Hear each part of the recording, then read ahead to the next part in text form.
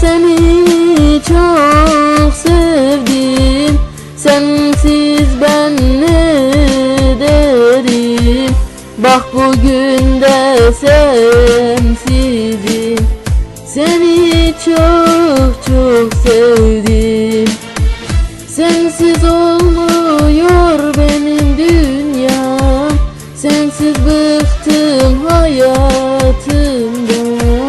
Acılarım çok taze bak, sensiz olmuyor yaşam.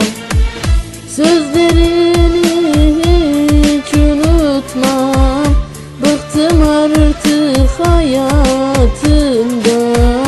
Kurtar beni acılarımdan, kurtar beni hayatımdan.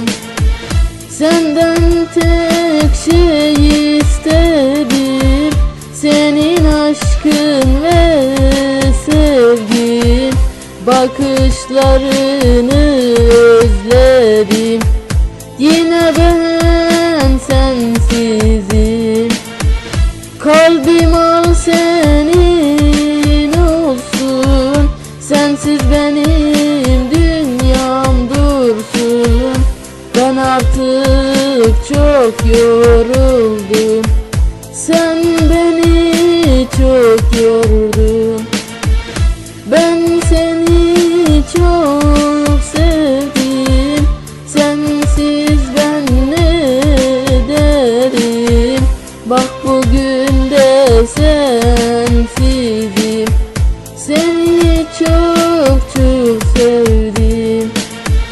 Sensiz olmuyor benim dünyam, sensiz bıktım hayatımdan. Acılarım çok taze bak, sensiz olmuyor yaşam.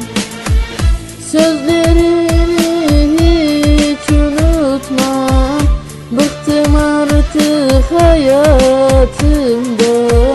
Kurtar beni acılarımdan, kurtar beni hayatımdan. Senden tek şey istedim, senin aşkın ve sevgin.